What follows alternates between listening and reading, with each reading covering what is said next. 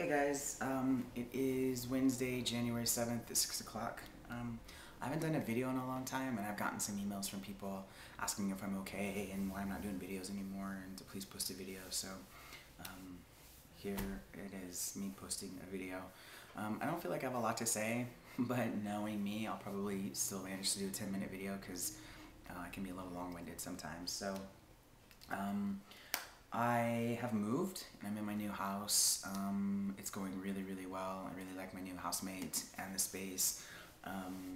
My room is huge, and so I spend most of my time in here. So that has been kind of occupying my time in the last week or so. The holidays, I spent Christmas in San Francisco in the North Bay. At my girlfriend's house, so that was really good. I'm not a huge fan of the holidays, so it was nice to go down there because it wasn't super Christmassy. We just kind of hung out and did some different stuff, and then New Year's had a really mellow evening. Went out to dinner, and then just went and had some drinks at a friend's restaurant, and then just went home, and so it was really good. I'm really happy it's over, and super looking forward to this next year, finishing up school and then moving to Portland. There's been a lot of conversation just in my world about how shitty 2008 was and how everyone's super glad that it's over, and I've been really thinking a lot about that, and that 2008 was an incredibly difficult year, but for me, I have such a different experience about it because it was the year I transitioned, and so it was kind of an amazing year, really. I'm glad it's over, but when I look back on 2008, it was difficult, and there was a lot of changes and a lot of emotional roller coaster up and down, and a lot of hard things. But it is a pretty memorable year. I think it'll be a pretty memorable year for the rest of my life. So, what else? I was walking my dogs today, and right now there's a couple of people that I know. I'm not really close with them, but kind of acquaintances that are kind of arriving at their own sort of realization about their gender and possibly being transgender and needing to transition or wanting to and being scared. And so I'm having these conversations, and it's interesting for me to be having these conversations because I still feel pretty new in my own transition on many levels, and then on some other levels not so new in it. Timeline, January 3rd was 7 months chest surgery for me, and I'm now at 9 months testosterone, I guess. So I don't know, I guess, I'm fastly approaching a year, so I don't know how long I get to hold on to the idea that I'm still new in my transition.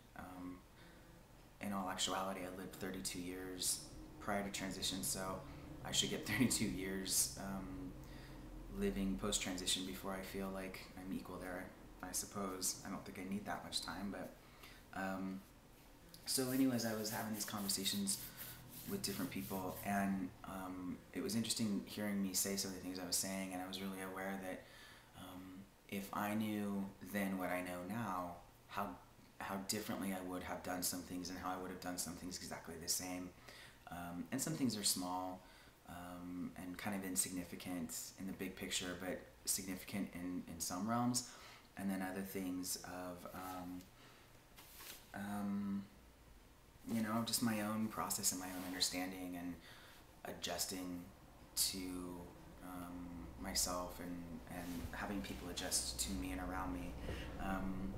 I was thinking about, early on in the transition, I was really scared about a lot of things, and I think people who knew me and loved me were also scared about things, scared about changes. Was I going to be a different person? Was I going to be aggressive? Was I going to be emotionally shut off? Was I going to be all these things that I think are stereotypical stereotypes of cisgender men? And I was like, I'm never going to, whatever, I'm never going to do this, and I'm never going to do that, and I'm, all of these things. And I really wanted those things to be true, but I didn't have, and I don't have the control to dictate or determine things that are now what I understand to be outside of my control. There's a lot of things that I do get to control. I get to control, how I choose to communicate and how I choose to share things with people, and how I choose to deal with my feelings and my emotions. But what I cannot control is having feelings or having emotions or having thoughts. So as I'm talking to these different people and telling them about how the first part of one's own emotional transition, long before testosterone or surgery or anything else, that's a really important piece, that you spend time with you and figuring out who you are and not rushing that process. And I would never go back and change anything that I did or change the timeline in which I did things. But now, being 9 months on the other end of testosterone, I can see how I didn't value those first couple of months or more as much as I could have. I'm not going to say should, because I don't really live in a should or should not world, or I try not to at least. But the adjustment to myself, the adjustment to having my own male identity, regardless of what my body was presenting, and adjusting to my own feelings and my own fears and talking more about them. I don't think I talked about what I was afraid of, what I was concerned about. And the reason why I didn't do that is because it felt like everyone around me was really looking for an opportunity to question what I knew to be true. And so if I expressed fear or concern or questions, I was worried that it would reinforce some idea that I didn't know what I was doing or that I wasn't sure. So I really squelched a lot of that stuff with a lot of people. And in hindsight, I was scared. And I did question things. I questioned going on testosterone. Now, 9 months into it, I don't question it at all. And I can never imagine not being on testosterone and not feeling the way that I feel. But I was certainly scared, and I didn't really talk about that all that much.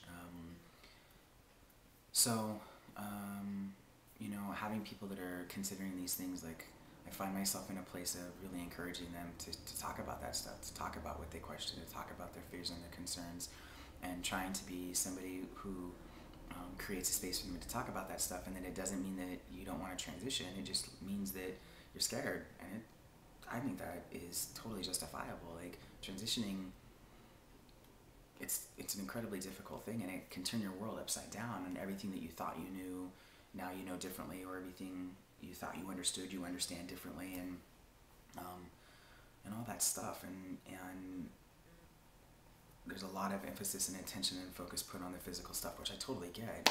I did that, and I don't know that you can't not do that, because it's the physical stuff that creates the barrier between who we really are and how the world sees us. So it makes perfect sense to me. I feel like, I've arrived at a place. I was talking to my friend Deanna today. I feel like I've arrived at a place, and I think I was telling Christia too, or somebody else, that I finally feel like I'm out from behind the shadow of the female person that presented to the world, and I feel like I am seen and read as male pretty much 100% of the time. I can't tell you the last time somebody identified me incorrectly. So being aware of that process of 7-8 months ago being read as male sometimes, and then it was like 50-50, and then it was like 75-25, and I really feel like it's pretty solidly 100%. And people will sometimes slip on pronouns, but those people who do that have known me for a long time, and so they're going through their own process of adjustment, of letting go of a concept of who I was, and readjusting to the reality of who I am. And I'm at a place where I'm secure enough in my own self and my own gender and my own gender representation that when people slip on pronouns like that, it doesn't jack my world up. And that goes back to that control. I can't control what other people think or feel or say, but I totally have control of what I do with it. I get to choose to not have it fuck my world up. I get to choose to not make a meaning female or I'm presenting female. I get to choose what I do with somebody else's words or language or mistakes or understandings or whatever. That's what I have control over. So, excuse me. So that's kind of, you know, what I was thinking about today when I was deciding I was going to do a video tonight. Probably, I don't know, maybe I'll make an intentional effort to be posting more videos. But I guess that's all for now. Thank you so much I've gotten quite a few new subscribers. Thank you for that. I don't even really know what my number's at.